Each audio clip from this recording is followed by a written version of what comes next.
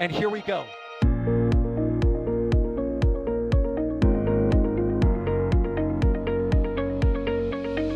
have liftoff.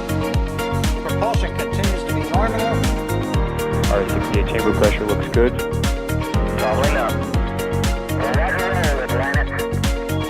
Water towers fly! Yes! Tango down to nominal. Fighting downside SPD off. Bring in SPD off. Off. It's orange! Oh my god! Oh my god! Decollage. What is it? Put that in the big bag, Eagle. 343 unfolds to go. Indeed. We rise together, back to the moon and beyond. If the methane would be igniting in the flare, correct? Yikes. You dead? We don't need any more of these.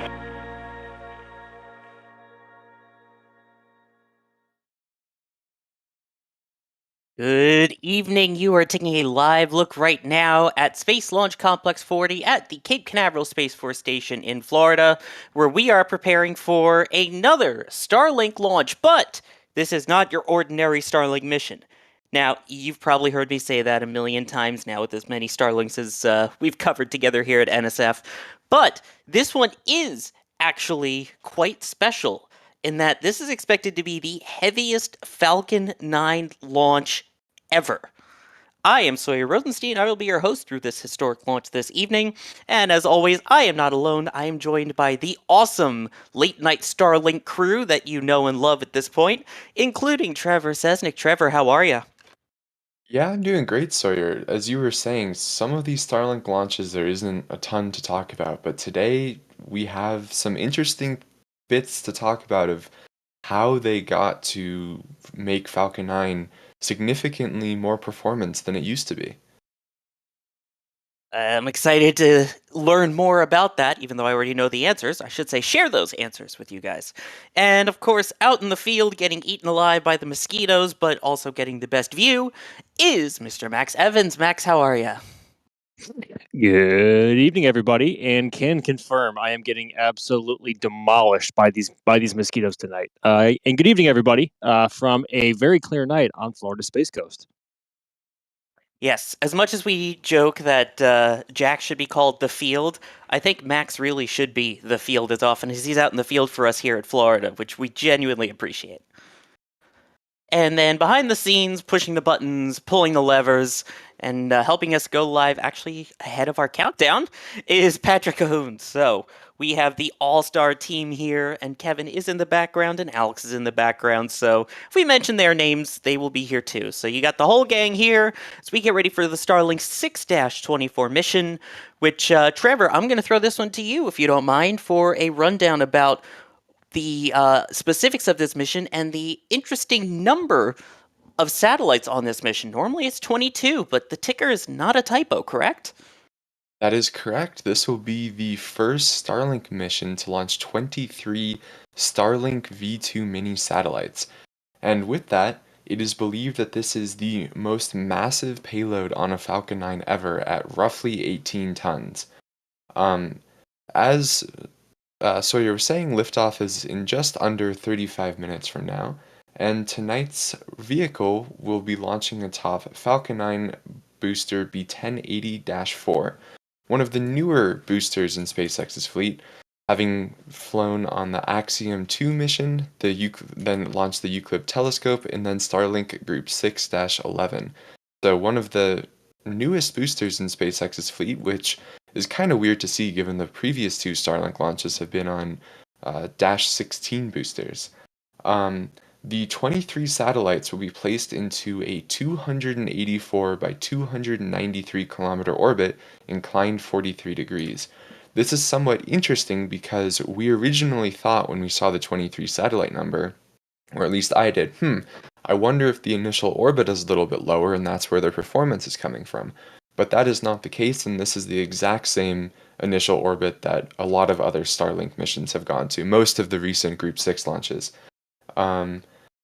Following launch, the first stage will attempt to land approximately 640 kilometers downrange on A Shortfall of Gravitas, which was tugged downrange by Crosby Skipper, and it's being supported by Doug, which will also attempt to recover both fairing halves. So yeah, this will be the heaviest payload ever launched by Falcon 9. The previous record that we know of was 17.4 metric tons, which was all of the Starlink V1.5 missions with 56 satellites, and then also we believe that the 22 Starlink V2 mini satellites also mass around 17.4 tons. So hopefully that's a good overview, and we can get in a little bit more later about where this extra performance may have come from.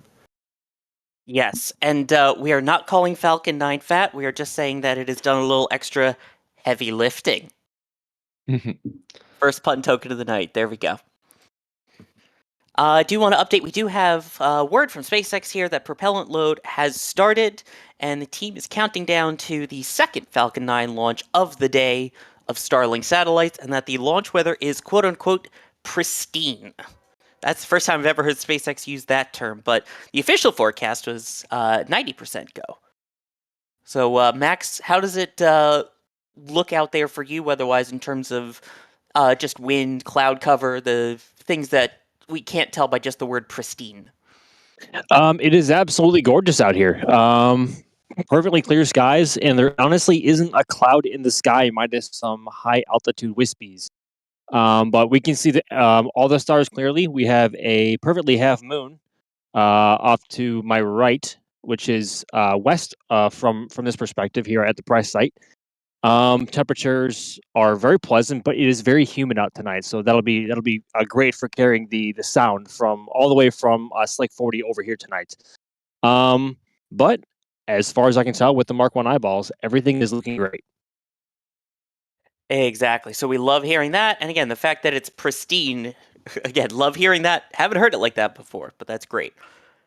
A reminder, you can ask us any questions you may have about tonight's mission, about Starlink, Falcon 9, anything like that, by tagging us at NASASpaceflight in chat, and it will appear in our special queue that we could take a look at, including questions like this from Matrix, which I'm going to pose to Trevor, saying, why are the Starlink orbits not perfectly circular?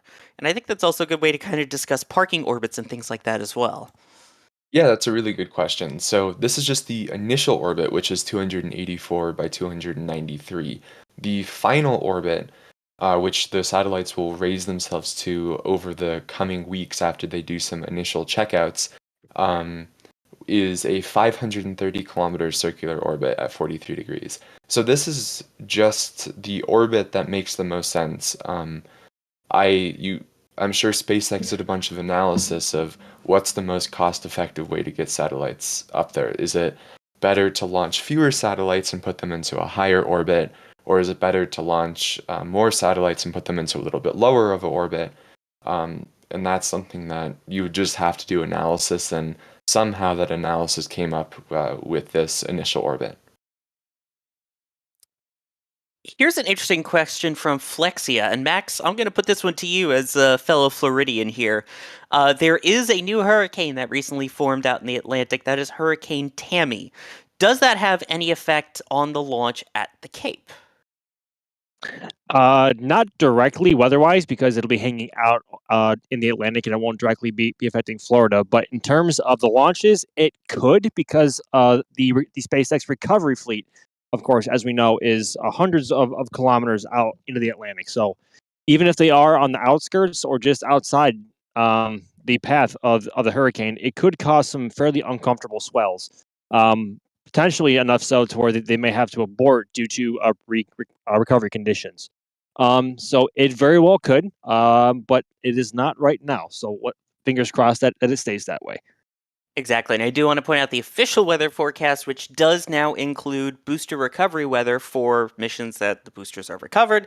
The risk for that causing a delay is low. We do have a bunch of support that I want to hit here really quickly.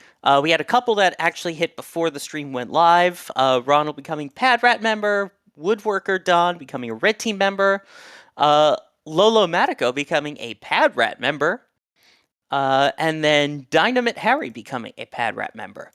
Ken Schaefer, thank you very much for gifting 10 Red Team memberships. If you got one of those gifted memberships, please make sure you thank Ken. Or if you got one from Blushy Boy, who gifted a Red Team membership, or even Tracy, as I've been told, the best Tracy on the internet, and I concur, with a Red Team membership gifted there as well. And that guy from Oregon celebrating 27 months as a Red Team member. Thank you for all of your continued support. New and continued, we love it all. We are now about 28 minutes away from launch. Here is a question from Ghost Blackout. And I will put this one to you, Trevor, asking, what is the max payload for Falcon 9? And is it different if the first stage is reused? Yeah, that's a great question. And I think this is a good time to kind of go over some of the changes that we're seeing tonight.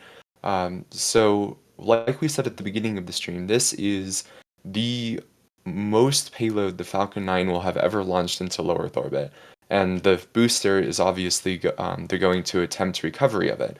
So we can assume that Falcon 9 is up to roughly 18 tons of useful mass to low Earth orbit while being recovered, which let's just take a moment to think about how not that long ago on the original Starlink missions, the max payload was roughly 15,600 kilograms. So they've had about a 15% increase in mass to low Earth orbit without having too major of hardware changes on the vehicle. So now to the second part of the question of if you don't recover the first stage, the amount you can throw into low Earth orbit is a lot higher. I think the estimates are probably around 22 to 24 tons, but I would have to go do a little bit of math, and SpaceX's numbers on their website are probably not up to date. So now getting into some of the different things that we may be seeing on tonight's launch. And the first thing that I want to give shout out, a lot of credit to this for Alex, because he was doing some, as always, research into this to figure out what is exactly different on tonight's mission. And what he noticed was the max queue time is roughly the same as previous Starlink launches, which means that we can reasonably expect the launch trajectory from liftoff to max queue to be the same. However, the MECO time, main engine cutoff, is about 6 seconds later on today's flight than on previous missions, such as the Group 6-23 mission, which was, 4 days ago, I want to say. So we have 6 extra seconds of first stage burn time, and then on top of that, Alex noticed that the entry burn is going to be 8 seconds shorter than normal, and additionally, it's going to begin 4 seconds later. So what this means is the booster will be deeper in the atmosphere when it starts its burn, meaning it will allow for the atmosphere to do more work on the booster to slow it down. This, of course, means that there'll be a hotter re-entry for the booster, but it means that they'll save propellant. So between all of these things, we suspect that these changes have allowed SpaceX to slightly increase the payload capacity. Then it's also worth noting that because the entry burn is a little bit later, the landing burn will actually occur 6 seconds earlier, and that's expected to last the same amount of time. On top of that, Alex has also noticed, this isn't anything new on tonight's launch, that propellant loading has been finishing up later than it used to, which means that the propellants will be cooler for flight. And if you have a colder propellant, then its density is higher. And if the density is higher, you have more performance and you can fit more propellants onto the vehicle. So those are just some of the changes that we think have led to increased performance on the Falcon 9. However, I'm sure there are many other things that we unfortunately don't have any insight into. Yeah, and should point out it could be cooler. Again, there's, like you mentioned, SpaceX not very public on all of the details on things like these. So just want to emphasize that. But that would definitely answer a bunch of those questions and explain some of that. Here is a question that I'm going to put to you, Max, and this is from Kurt. on behalf of his son Jackson, who wants to know what the 4 towers are for. And I'm going to add in, what's that 5th tower that's that we see now? Oh goodness. Well, the first answer, as we all know, is now yes. But that peculiar little 5th tower right in the middle there, hugging Falcon 9, just finished being stacked earlier this week. That is the brand new crew access tower for Space Launch Complex 40. So SpaceX has opted to add redundancy and also adding capability to fly crew beyond just LC-39A here at the Cape. They built in total 4 different tower sections over at the Hangar X Roberts Road facility. And then over the past month, they have rolled them through the Kennedy Space Center and the Cape Canaveral Space Force Station onto Launch Complex 40. All 4 segments are now stacked, and we don't know if the crew access arm has been moved over there yet or not. At least we can't see it visually yet. But yeah, that 5th tower right in the middle is a brand new crew access tower to launch more astronauts into space. And along those lines, I'm going to pitch this one to you as well, from Augustin with the Argentinian pesos. Thank you for your support there. Saying thank you for all the hard work. And when do you think the new crew tower will be used? Ooh boy, that's spicy.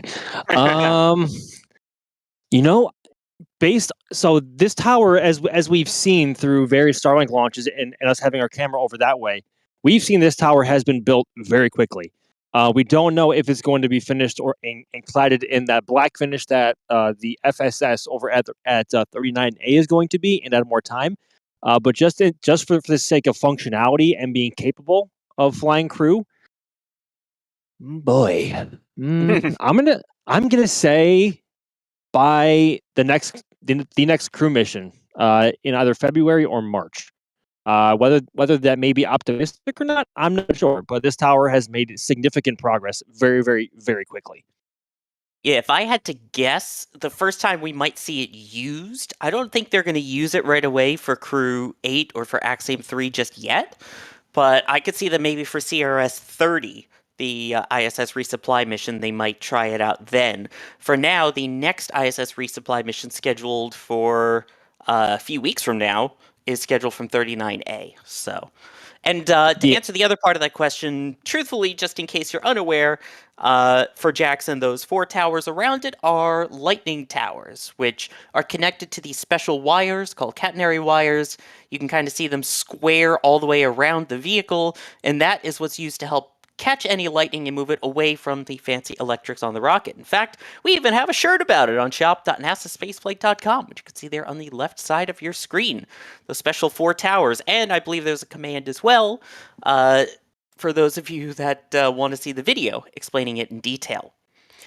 Now, we are 10 seconds away, ladies and gentlemen, from the best part of the countdown up until liftoff, at least. And it is not just any vent, it is the best vent. And keep an eye on how it pools or if it streams. That'll also give you another indication of the current wind conditions out at the Cape as we see the T-minus 20 minute, 20 second vent underway. Trevor, what is the vent? An excellent question, as always, Sawyer. Thank you. So, what this vent is this signifies that RP1 load on the second stage is complete, and they are now preparing the lines on the transporter reactor for second stage liquid oxygen load. The second stage is fueled differently from the first stage, where the first stage they simultaneously load both liquid oxygen and RP1, when on the second stage they just do one at a time. So RP1 is loaded first, since that's roughly room temperature, and then later they purge the line for that liquid oxygen is loaded through to cool it down and make sure it's all clean. They purge it with liquid nitrogen, and then start liquid oxygen load at T-minus 16 minutes. Yep, so when you see that venting stop, that will be a good indication of that. Now, hang on a sec. Is that a bird? Is that a plane? No, it's Super Falcon, because it kind of looks like a cape. Alex mentioning the cape look in the back channel, and that was all I could think of. Aha. It looks super cool tonight, I must say. Yeah. And again, as I mentioned, it's kind of a good indication of weather because a lot of times you'll see it blown off to one of the sides of the rocket, in which case, in that stream, gives you an indication of which way the wind is blowing, if there is enough wind to blow it. If not, it kind of just pools around the base of the rocket like you see this evening as we approach 18 minutes and 45 seconds until T0. We have been getting a bunch of support, and along with the support, we've been getting some really good questions. Jonathan Doe, thank you for becoming a Red Team member. Here's a question from the Rubicon, and I will put this one to you, Trevor. How long do these sats stay in a usable orbit? Yeah, so this is something that we're kind of learning as we go. It's right, the first Starlink, dedicated Starlink mission. Sorry, let me pull it up on my spreadsheet so I can give you an exact date. Oh, Starlink 1 v1.0 was November 11th of 2019. And we still see that a good amount of the V1.0 satellites, which were mostly launched in 2020 and 2019, a little bit of 2021, those are still up in orbit. So they seem to be lasting like at least 4 years so far, and I believe the on-orbit lifespan is approximately 5 years. We're not sure how that may have changed with Starlink V2 or with Starlink V1.5, but as of right now, our best guess is about 5 years. But this is something that SpaceX is also learning as they go. The satellites may end up lasting longer than they thought, or perhaps not as long. And along those lines, they actually had a second super chat here with another question. And Max, considering you have one sitting directly next to you, I'm going to pose this question to you, saying, how long are the Starlink towers? I've used their internet a couple times at a friend's place, and it's cool. Glad to watch a launch from PDX. So, what are you using out there in terms of a Starlink connection? I don't know exactly what version we have, but I want to say it. Yeah, forgive me, I don't know the exact terminology or the models or the models because I'm not entirely familiar with them and I don't use them very often. That's very sacrilege, I know. I think it's one of the initial versions, and we are using that tonight to aid with our coverage if we need it as a backup. But yeah, that's what we have out here in the field, and it is actually going to be a part of a streak shot that I'm building tonight. So yes, but about how we will big see is how it that out turns there? out. It's about maybe 1.5 feet tall, and the dish itself is about maybe 1.5 feet long and maybe a foot wide. So not terribly huge and not terribly cumbersome, but it isn't exactly the smallest thing in the world. So, in true American terms, about the size of a microwave, basically using anything except metric. Basically, yes. So I would say it is about the size of 4 or 5 footballs. Oh, that's dangerous because it could be either the long balls or the round balls. That's Anyway, soccer. That's different. along those lines, Chris Tate saying big OLO to all from the UK. The rumors of November Starship launch credible. We have no official word here. Trust me, if we do, we would be passing it along to you. So everything right now is all rumors. Musical Wolves saying, will these Starlinks be set for cap lock mode since Sunday is National Cap Lock Day? I can tell you right now that is Nightbot's least favorite holiday because that is when they are the busiest by far. So Nightbot, we apologize, even though we know you're just a robot there. We've got Shadow Gunner becoming a Red Team member, and the Welsh Padre, again, continuing the love appears like from overseas, with the £5, saying, despite the early morning launch, had to come watch thanks to the NSF team again for another fantastic stream. Well, we appreciate you being here. Now, I'm going to ask my own question here. So, Trevor, we've talked about the receivers, we've talked about the number of satellites, we've kind of talked about the orbits, but we normally cut off before the actual deployment of these satellites. So how are these Starlink V2 mini satellites actually deployed once they get into that initial orbit? That is a great question because we have some very, very cool footage that SpaceX released from the last launch. So in this footage, you can see at the start, you saw the two deploy arms on either side of the stack. Those fall away, and now you can see them moving back down in the reflection of the satellite, and then those eventually stick to the second stage, actually just with some Velcro. They just slapped some Velcro on the side of the Falcon 9 second stage and on the tension rods, and bada bing, good enough. So the way that these deploy is the stage starts rotating around its long axis. And what this does is, so then when they deploy these tension rods, they just start to slowly drift apart since each one of them is at slightly different velocity from the rotation. And they may bump into each other a little bit, but the satellites are designed for that. So it allows them to not need some supermassive deploy mechanism like a bunch of other satellites. So in this footage that you're seeing, you can see a lot of cool things. So we're looking at the bottom side of the satellite, which is very reflective in this current state. And keep in mind that SpaceX has been working with the astronomy community to help reduce the impacts of that, or reduce how reflective that is while it's raising its orbit and whatnot. And then in the reflection, you can see that's the top of the second stage. So it's a pretty awesome view, and I'm really happy that SpaceX showed us this. Yeah, and you can even see they're starting to rotate a little bit, like you were mentioning ahead of the deployment there. So it's cool again, just seeing the arms that are attached that kind of release it and spring back, and then the slight spin. Again, at the top of the screen, right about now, there goes that what you were talking about that kind of holds it in place, that sort of stiffener arm there. Absolutely great footage. So again, thank you to SpaceX for tweeting that out. Figured we should definitely share that and talk about that since they put it out and it's still relevant. And by the way, that was launched from today, earlier today, out of Vandenberg Space Force Base. Let's see here. In terms of a couple more questions, we've got Derek N. Asking sonic booms in Florida tonight, and that goes along with a man with no plans question of what is the trajectory tonight. So I will put this one out to you, Max. Sonic booms and trajectory question mark? I hate to break your heart, but unfortunately, there will be no sonic booms from the Cape tonight, since the first stage booster is heading out to sea towards a shortfall of gravitas. But in terms of trajectory, it's very similar to as the very many previous Starlink missions that have flown, and it is going to be flying on a southeast trajectory. So if you are south of Cape Canaveral, say Vero Beach, Fort Lauderdale, even Miami, if the weather is permitting and your skies are clear, you should have an absolutely wonderful view of launch tonight. Yeah, pretty much anywhere along the southeastern part of Florida, and even central southeastern part along the areas around Lake Okeechobee, you may still be able to get a good view of that too. So definitely, if you're along those coasts there, keep an eye on it. And then, of course, there's the disposal of that second stage. You can see that trajectory on your screen there, going around the Cape of Good Hope, it looks like, around Africa.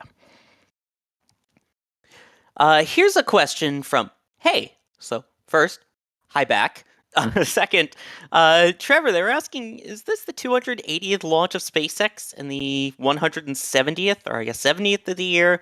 What are we at numbers-wise in terms of SpaceX launches, and how many Starlink satellites do we already have up there? Yeah, so this is SpaceX's 280th launch and SpaceX's 77th launch of the year. It is the 170th orbital launch attempt of 2023.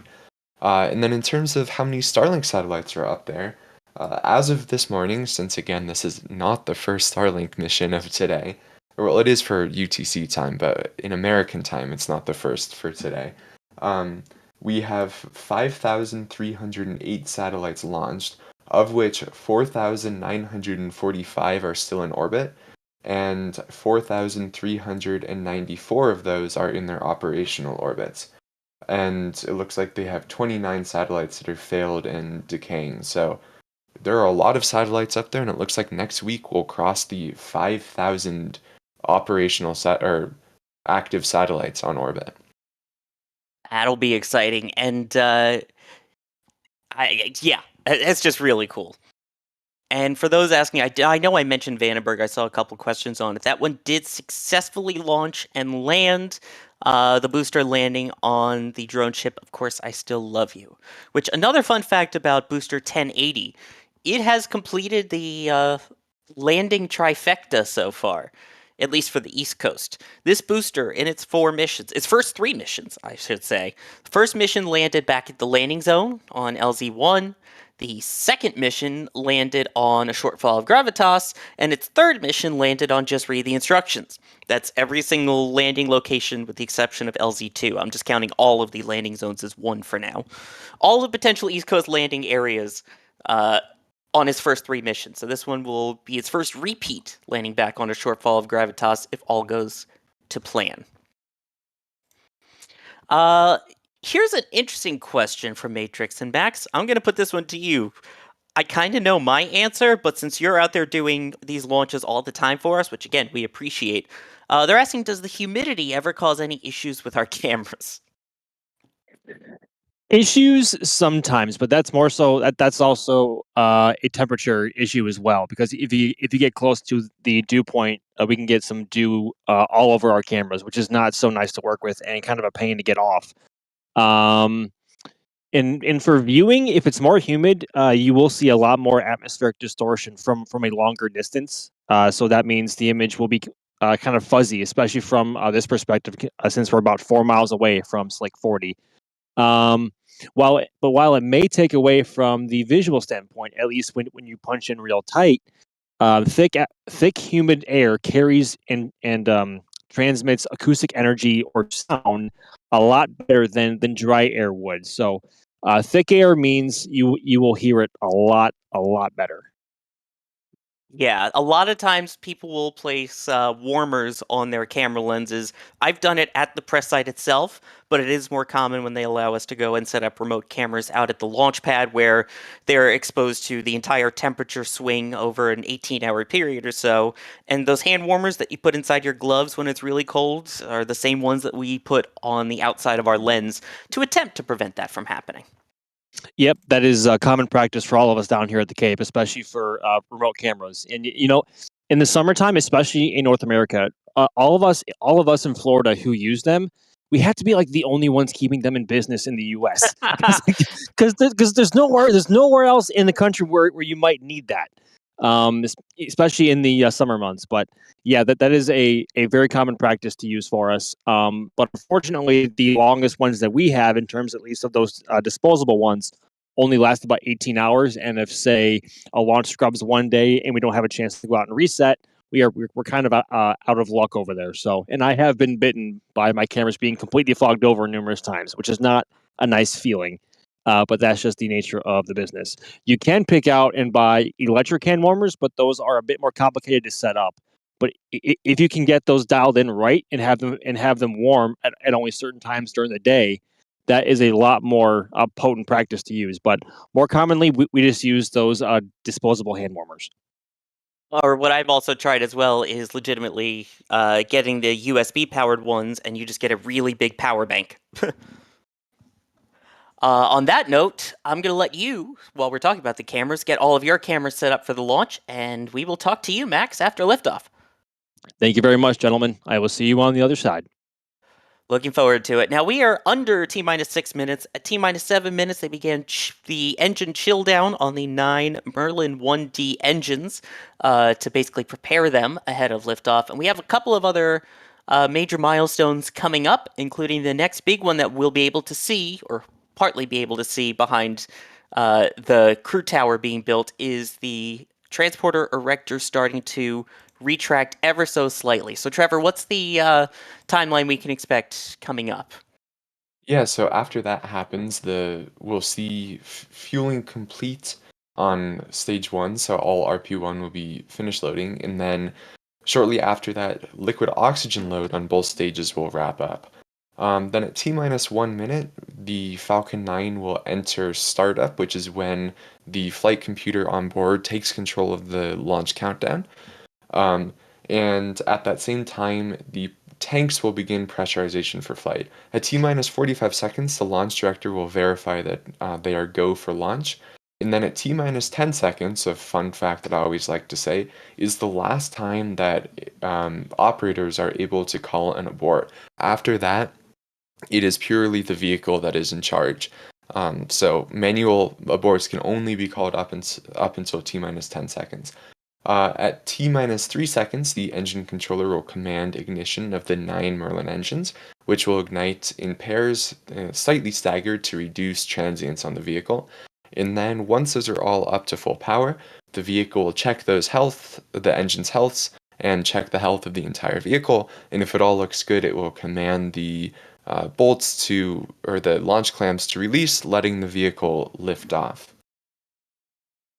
There you go. And again, that transporter erector ever so slightly retracted away. When we say retracted away at this point, we're talking a few degrees. It will completely throw back at T0 so as not to interfere with the vehicle. That will also pull away all of the lines that are currently connected to the vehicle that are used for fueling, as well as electric, battery power, air conditioning, and things for inside the fairing, items like that.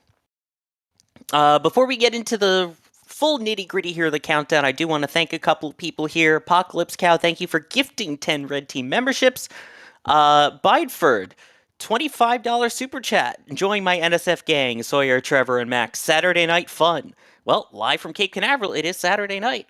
Steph Bruno, thank you very much for the support. Shadow Gunner, is there a reason for no crew or resupply missions from Vandenberg besides the tower? Basically, its location and the orbits it could hit. We could address that more another time when we're less close to liftoff. And Michael Maxey, operational lifespan of the Starlinks.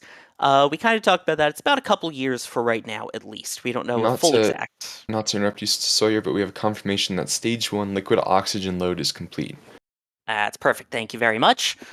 Again, that is the RP-1 is the rocket propellant 1 that's being loaded in addition to the LOX, or liquid oxygen, or LOXygen as we like to call it here. Next up will be the completion of Stage 2 LOX load.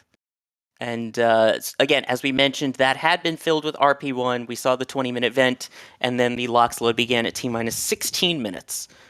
At this point now, we are approaching T-minus 2 minutes until the scheduled liftoff time of Starlink 6-24 on what is expected to be the heaviest Falcon 9 launch to date at approximately 18 tons to orbit. Yeah, and Elon just tweeted about this Starlink mission, so hopefully if he's active on Twitter, he'll respond to tell us a little bit what the actual mass of this is and what improvements they've made to Falcon 9 to get there. And we have confirmation Stage 2 LOX load is complete. And you can also tell that by the venting that you see on your screen as the line is purged using nitrogen to clear out any remaining fuels that may be in the lines, or I should say propellants and oxidizers, just so you don't get any random things sparking and catching fire around the rocket as we get to liftoff. We are now just over 1 minute or so until liftoff. At T-minus 1 minute, that is when Falcon 9 enters startup. That means the onboard computers should have now taken control of the vehicle, and all of the tanks are pressurized to their final flight pressures. The next thing that we will expect in the next 10 or 15 seconds or so is confirmation that we are go for launch. That will be coming from the launch director. We do have confirmation that Falcon 9 is in startup. That should also mean tanks are flight pressurized as well. And we officially have the go for launch from the launch director. We are now at T-minus 30 seconds and counting to tonight's liftoff. A reminder, we will once again be quiet and let you listen to the sounds of launch once we do lift off here. There will be a slight delay as the sound reaches our microphones, which are about 4 miles away from pad 40. T-minus 10 seconds now. Keep an eye at the base of the rocket for a green flash, which will be the ignition of those 9 Merlin 1D engines. We're at T-minus 3, 2, 1. We have ignition and liftoff. Liftoff of Starlink 6-24, the heaviest Falcon 9 to launch to date. Go Internet Satellites V2, go.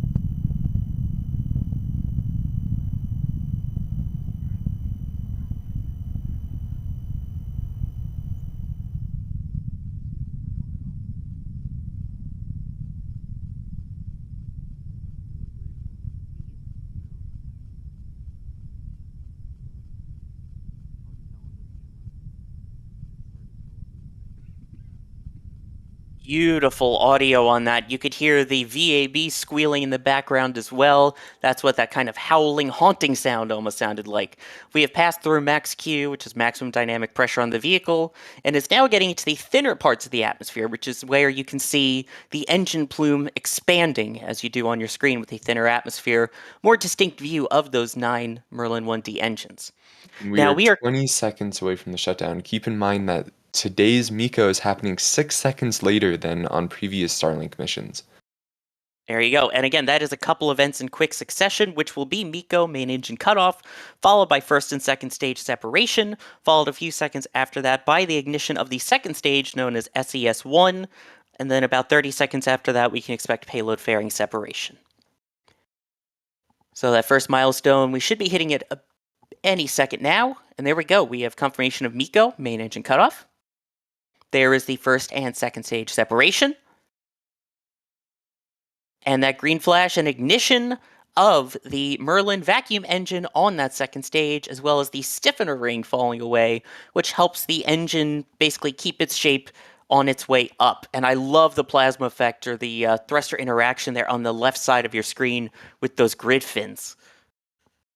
Yeah, always an awesome view. And you can also see what appears to be a sort of jellyfish as well. Looks like almost from the second stage continuing. We have payload fairing separation there. Those fairings will be recovered, refurbished, and reused again on a future flight. But look at that shot of the thinner atmosphere expanding the plume there.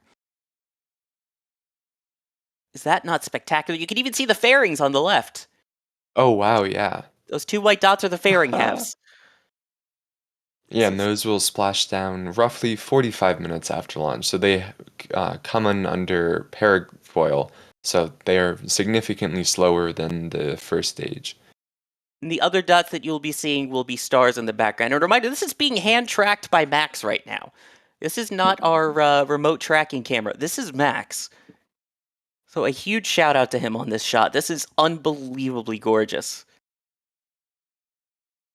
Yeah, and we are about 2 minutes away from the first stage entry burn, which, as we said, will begin a little bit later than usual on today's mission and will last a little bit shorter than usual. And this is thought to be the changes to this entry burn is what allowed for them to have a longer first stage burn. There you go. And again, this is all because of the thinner atmosphere. You can actually see the plume expansion as it makes its way into space, the second stage, and the lighting hitting it just right with the curvature of the Earth that you get to see some of the detail in that expansion plume. Unbelievably gorgeous. On the right side, you can see the upper stage engine there, the Merlin vacuum engine, continuing to fire as planned. And at this point, the first stage is now past the highest point in its trajectory and is now returning back towards Earth. You can see that altitude there in the bottom left decreasing. That is expected. We should, as you mentioned, have a landing burn coming, or an entry burn, coming up next. That will help slow it down through Earth's atmosphere, basically using its own engine fire to slow itself down, or as we call it, fighting fire with fire. And we are seeing that the speeds are slightly higher on this mission, but that is expected, again, given the fact that this is the heaviest payload to date that we're aware of launched on Falcon 9. And a reminder, the next step, again, is that entry burn, which normally is listed at approximately 20 seconds. This is longer, but a reminder, it's not a set timer on board. It is the onboard computers keeping track of trajectory and things like that. So it may be a few more seconds either way based on onboard computer readings, correct? Yes, that is correct. And just for the numbers that we just talked about, Alex in the back channel was comparing 623 to this mission. 623 seems like it had a MECOS velocity of 78-74 kilometers per hour, and this mission was 79-68, which he says this is about the same velocity as on Starlink 6-22. So this just kind of adds more mystery to what's actually going on. And there we go. There was the shutdown, which appeared to be slightly longer than is listed on their website. But again, those are all estimated. The more exact numbers are the ones on board the rocket. So it's important that we emphasize that no matter what SpaceX has listed, those are estimations. Obviously, the times to reference are the ones that we see right here on screen. Next up will be the landing burn, followed by the landing, hopefully, of booster 1080 on the drone ship downrange. And that will happen before SECO 1. SECO 1 is second engine cutoff 1. That is when the second stage Merlin vacuum engine will shut down after entering an initial parking orbit. It's called SECO 1 as there is a second burn that is conducted at T plus 54 minutes into the mission. So down the line. Right now, we're still continuing as planned, it appears, for this first stage on the left side of your screen and the second stage during its first burn on the right side of your screen.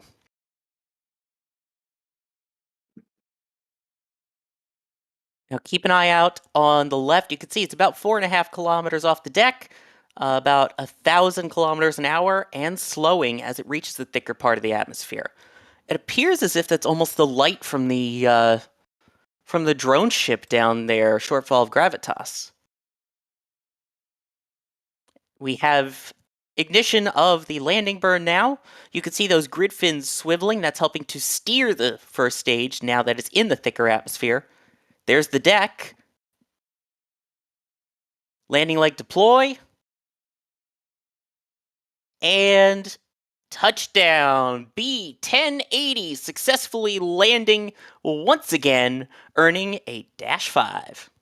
And that was SpaceX's 238th booster landing and 164th consecutive. Beautiful as always. Beautiful to see the empty pad there on screen. It may not have been the most center of landings, but hey, any landing that you can walk away from is considered a safe landing. So, or I guess in this case, any landing that you can octo-grab after is a safe landing. Max, I believe we have you back now. That the sound on that one, especially the VAB squeal, sounded unbelievable on this one. How was it for you? You know what? That was epic. You track. Oh my goodness! There is a huge alligator bellowing off to my left, just off the shore here. It sounds wicked. But yeah, that the sound was so punchy once it climaxed. The sound was so punchy, and the VAB was so loud per usual. But because it was so clear, we from the perspective of this camera, I was able to track the second stage almost the entire way. And we might see this later at some point, but I also managed to see the entirety of the entry burn from here, which is a rarity. Sometimes we'll see like the first couple seconds, and then it goes behind a cloud, or we don't see it at all. But because it's so clear tonight, I got all of it. So conditions were absolutely A1, 10 out of 10 tonight. It was beautiful. Which, stay tuned, everyone watching. We are pulling that entry burn. We're going to see if we can show that on air, but we had your hand tracking of that amazing plume from the second stage. Did it look as gorgeous in person as it did on stream?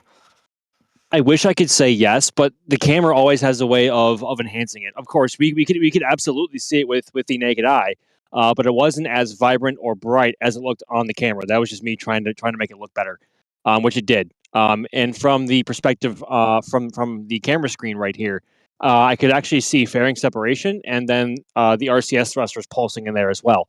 It was gorgeous, and that second stage burn was perfect. That was amazing camera work, by the way, tracking that. A huge, huge shout out to you, Max, for that. Amazing, amazing camera work. And I know chat was saying the same thing throughout that. So amazing work. I do want to point out people that are concerned if there is a fire on the pad. That is not a fire on the pad. If you compare that to earlier, those are just lights that are on there, some of which were previously blocked, by the rocket, but all of those are lights at the pad, those yellow flashing ones down there. That is not flame. Just want to make sure we emphasize that at this point. I gotta say, though, that VAB squeal really came through on the sound tonight, too. And for those wondering what that kind of weird howling, screeching sound was during launch, that is a very unique thing that happens when you have either a landing at landing zones 1 or 2, or a launch from Pad 40, if it's a SpaceX launch. The Merlin 1D engines happen to vibrate at such a frequency that when they bounce off of the paneling on the vehicle assembly building, I call it the VAB sonic squeal. They rattle in such a way that you get that squealing sound, which is very appropriate as we approach Halloween here. So, I just want to point that out. Trevor, again, I want to reemphasize, we did say those are lights on the pad, right? Yes, that is correct. There, thankfully, is no fire after this launch, and this pad design is, they've launched from it 100 and... Actually, this is something we didn't say. This is the 150th SpaceX launch from Launch Complex 40, or Space Launch Complex 40. I cannot believe I just called it Launch Complex 40. Space Launch Complex 40. How dare you? That is a cardinal sin around these parts, Trevor. Yeah, I am sorry. So with 150 launches, they have very good data of where stuff can be and where stuff should not be.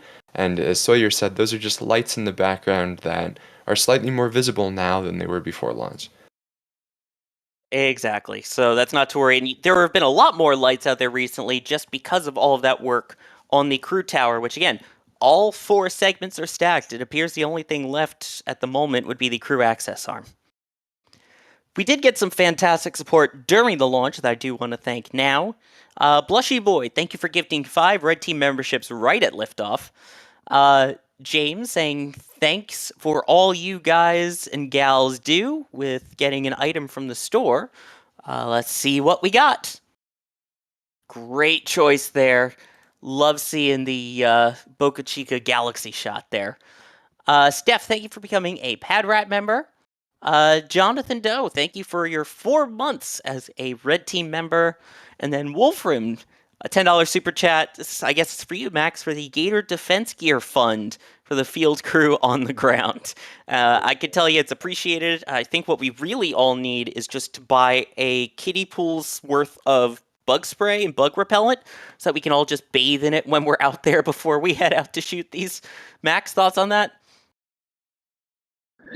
I don't know if we need gator repellent because there are friends out here. I mean, as our own Chris Bergen says, they are the KSC police and patrol or security, I think, as he says. But anything to repel the mosquitoes and the no-see-ums out here would be greatly appreciated because no matter what, we have to, even if it's 90 degrees at night, we have to wear at least long sleeves and long pants and very thick closed-toed shoes. Because not only do we have the mosquitoes out here, we have the very annoying, spiky hitchhikers that are very, very sharp and hurt very badly if you get any on your skin. But the things we do for rocket launches, right? I can tell you I still have marks from some of them when I was out there for Falcon Heavy, so yes. And JK Video, thank you as well for the super chat. No message, but the support there is still greatly appreciated. Oh man, what a launch. And also, I should point out, we had Julia out there as well. I know she took a fantastic streak shot that we're working on getting for you too, before we finally wrap things up here. Now, really quickly, before we get to that, Trevor, I know that Alex is kind of pointing out some numbers in the back channel here. SpaceX has said their goal is 100 launches this year. How many does that make total for SpaceX now, and do you think they have a shot? Yeah, so this was the 76th Falcon launch of the year and 77th total. So with their current launch cadence, taking the 77 number, they're at a launch every 3.82 days. Where if you do the math for that cadence with the amount of time remaining in the year, it seems that they'll get to 95 launches this year. I suspect they could probably reach 95, maybe 96 or 97. If they successfully increase cadence a decent bit more and have a Starship launch this year. However, In my opinion, they will not reach 100 launches this year. They'll be very close, though. Take a look at your Also, screen. This is unusual. yeah. The strong back is going back into its more upright position, which happens after launch. We normally don't get to see this. Wow, yeah, that's honestly really cool to see, and it's weird to see that without a rocket there. Any That idea is why they would much be doing earlier that? than usual. Normally they wait a few minutes longer than this, and it stays down. But that's a lot earlier than usual. What's the Yeah, reason we've for that? seen recently they've been just trying to, since they're launching from Slick 40 every 4 days, if not a little bit less, we've been seeing them really speed up these pad processes. And I think this is just one of those. If as soon as the rocket is gone, they want to start working on the next launch. There you go. And there is work that's done on that portion, correct? Yes, that is correct. You know, even with a launch pad that's as good as being reused as Slick 40, you still have 9 Merlin engines at full power going near that thing. So they have to replace some cables, and I'm not entirely sure what all they have to replace, umbilicals and all of that. So one thing that they've been learning a lot as they launch more and more from this pad is they have a better and better idea of what they need to replace. And if they know what they need to replace and where they can look, then they can turn around the pad quicker and quicker. And at this point, we have a rare gap between the next one of 7 days to launch. So you'll have to, I guess, just live with amazing photos like these until then. From Julia out in the field, look at that. Again, you've got the great first stage streak with the reflection. You can see the second stage, and if you look at the very bottom, continue the arc downward, that is the entry burn. Wow. Great So shot, Julia. Even from that far away, you can still see the entry burn on the coast. That is not the landing burn. Again, that's hard to see with the whole curvature of the Earth thing. Yes, Earth round. But it's a great shot there, as always, by Julia, with the fantastic work. But to also capture that, absolutely beautiful. And if you're not already, make sure you're following Julia on socials. She takes some of the best launch photography of these streak shots, especially. They're gorgeous. I don't think I've seen a bad one from her, so definitely give Julia a follow. Plus, she's also one of our regulars down at the port. So always good at keeping track of all the boosters coming in, all the SpaceX work, drone ships going out. She's there for a lot of it. So shout out, Julia. So the next Starlink launch is actually out of Vandenberg, it seems like. But this is the second launch for today. Technically, if you count Vandenberg as well for Starlink, right, Trevor? Depends on what you define as today. If you define today as in UTC, which is October 22nd, then it is not the second launch of today. But if you define it as in American time zones, then yes, it is the second of today. You mean the correct time zones. But yes, so if you consider that the other one, again, if you use local times, the previous one was 4:23 a.m. Eastern Time, 1:23 a.m. local time out on the West Coast. This one's successfully lifting off right on time tonight at 10:17 p.m. Eastern Time, which would be 7:17 on the West Coast. There you go. Then you have same day. That's at least the math that I use. Because America, we don't use metric, we use random objects instead to show size. And yeah, we use our time zones instead of the mutually agreed upon universal time that is used in most places of the world. We have not gone off the air yet, I promise, because we are working on something special for you here. I promise you that. I know it seems like, oh, why are they still going on? Everything appears to be over. But wait, there's more. If you order now, then you get it. Oh, wait, no, that's only the discount that applies if you order the 2024 calendar at shop.nasaspaceflight.com, including the regular calendar as well as the Starbase calendar. Sorry, my bad. That was something totally different. That totally wasn't an intentional plug there. But we do have the actual thing that I was talking about here for you. Take a look at this. This is what the entry burn looks like from the Cape. So keep in mind, we saw it lift off, we saw that second stage. This is the entry burn. Look at how red and hot and toasty that one is. Yeah, I was actually shocked at how clear that trail was from here. Normally, it's just a red blob, and you can't see really anything. But we saw the entire trail from here. It was gorgeous. Unbelievable. And is it usually that red? It seemed almost a little redder than usual. Yeah, normally it's darker in color because it's at a higher altitude still. And of course, at the distance and the atmospheric distortion in between us and it, it's normally about that color. But I've never seen the trail that long before. So hopefully, I can't see what you guys are watching right now. So hopefully, it looks good on the big screen. No, Max, you did a terrible job. I'm kidding. It's absolutely amazing work. It does look really good. I know. The joke that I could make right now that I will not. But yes, the ones that I've seen of it, it definitely is red, but this just seems more red. And maybe, again, the fact that normally you don't really get to see that kind of streaking behind it, the fact that you see that beautiful streak along with the red, I think that's absolutely beautiful. And I think that's a beautiful way to wrap up this perfect launch. So I will thank everyone who joined us here tonight, including Max, out there battling the bugs to get us those amazing views. Max, thank you for joining us.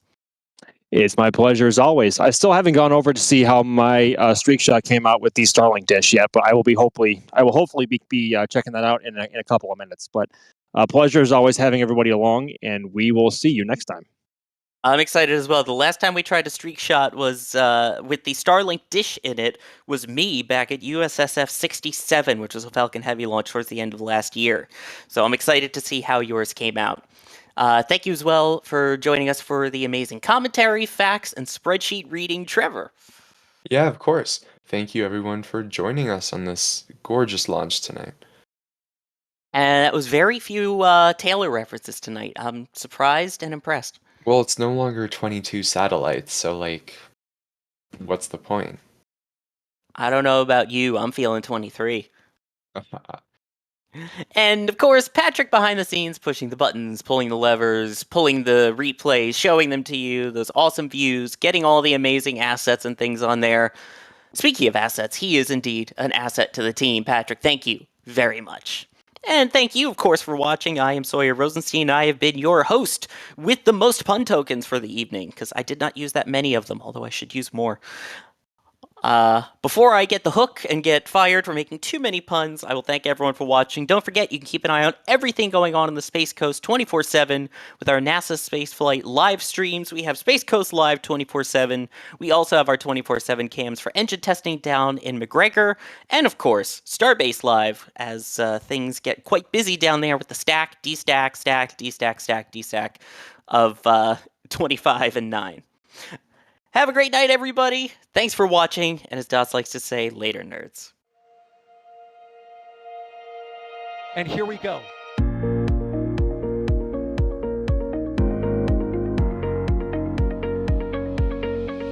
We have liftoff. Propulsion continues to be nominal. RCPA chamber pressure looks good. Probably not. Roger, planet.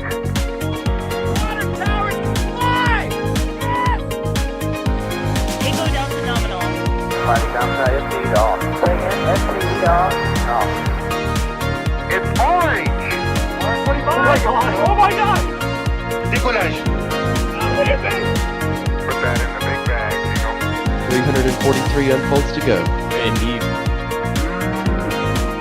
We rise together back to the moon and beyond. If the methane would be igniting in the flare.